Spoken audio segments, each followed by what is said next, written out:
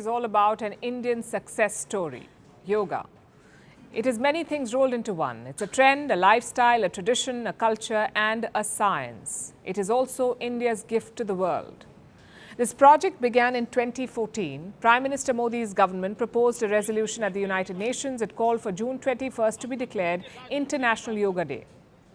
It's been 10 years since that declaration. In this time, yoga has grown a lot.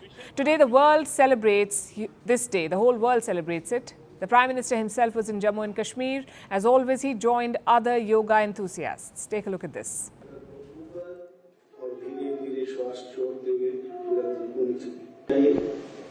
और एक-एक हाथ को दाएं हाथ को मोड़ते हुए सामान्य श्वास प्रश्वास के साथ इस अवस्था में थोड़ी देर बनी रहिए।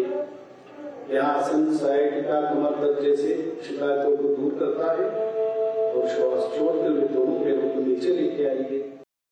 The Indian military also joined in. Soldiers performed yoga at their postings, from the snow-capped mountains of Himalayas to the deserts of Rajasthan to aircraft carriers at sea. It was truly a nationwide celebration.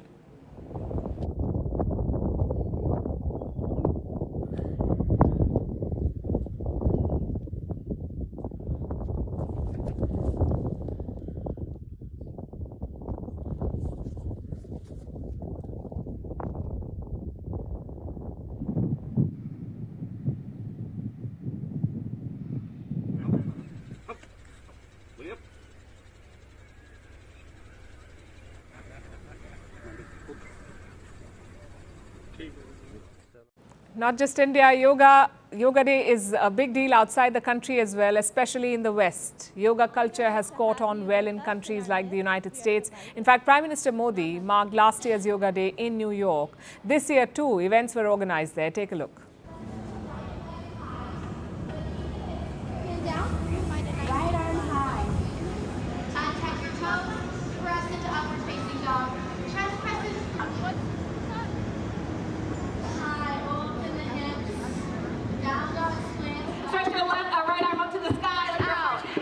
One more big breath in, laying through the sides of your weights.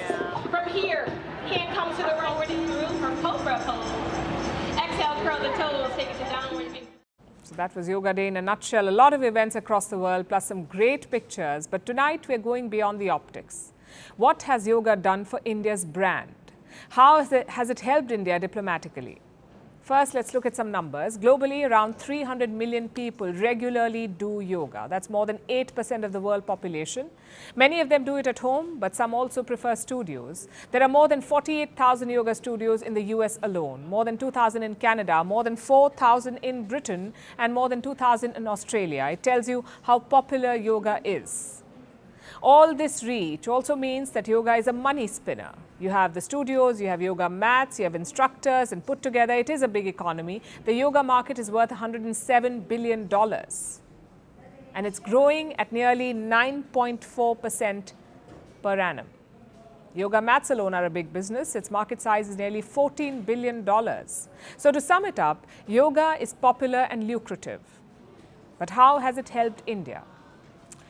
In broadly two ways. One is the messaging. Yoga has popularized Indian philosophies, whether it's tolerance or harmony or non-violence or honesty. It's like a window to Indianness. And that's very important today. We live in times where propaganda is rampant. Rivals are always trying to defame you. So it is important to tell your side of the story, and yoga can do that. It tells people what real Indian values are. Benefit number two, it has boosted India's global standing, not just as a country, but as a civilization. Look at how complex yoga is, how scientific the poses are. All of this was developed thousands of years ago. It tells you how advanced ancient India was. At the same time, yoga has embraced change. Look at all the new types of yoga. You have hot yoga, you have yoga with puppies, yoga with goats, and couples yoga. And India has never questioned any of these new types or methods. Instead, we have accepted them. And by doing that, yoga's reach has expanded. Reports say India is planning another move to boost yoga's popularity, and that is inclusion in the Olympics. India is bidding for the 2036 Games. It is pushing for the inclusion of 6 disciplines. Among them is yoga. Well, it's not clear how yoga competition will unfold, but if successful, it will boost India's and yoga's popularity. The question is, what more can be done? Yoga tourism is one avenue. It's already happening in some parts of the country. Prime Minister Modi also talked about it. आप देखिए, भारत में ऋषिकेश, काशी से लेकर केरला तक योग tourism का नया trend देखने को मिल रहा है। दुनिया भर से टूरिस्ट इसलिए भारत आ रहे हैं क्योंकि उन्हें भारत में ऑथेंटिक योग सीख रहा है।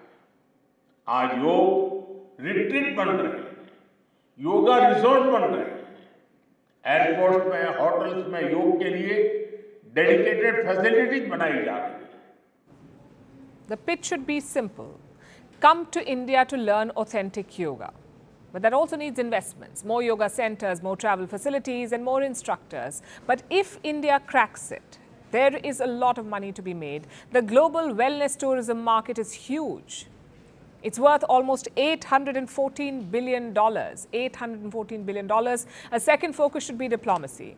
Right now, the focus on yoga disappears after Yoga Day. It doesn't extend to India's normal diplomatic engagements. Maybe New Delhi can rethink that. Other countries regularly leverage their soft power. Finland has sauna diplomacy. China has panda diplomacy. France has food diplomacy. Brazil has football diplomacy. So why can't India build a new brand of yoga diplomacy? It fits India's policies too, flexible and peace-loving. So my point here is quite simple. Every year, Yoga Day brings the same pictures and headlines, and yes, a lot of goodwill for India.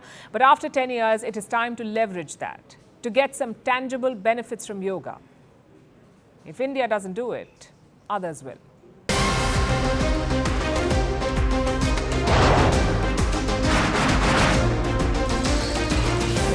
On the show today, the T20 World Cup bandwagon has moved across to the West Indies. What can you expect from this? Hello, I'm Alison Green, coming to you from Durban, South Africa. Today we have a special show. We'll start with a report on India's shifting nuclear posture. For the first time since India officially became a nuclear partner. Hello and welcome to Firstpost America. I'm Aaron Ham, coming to you live from the nation's capital.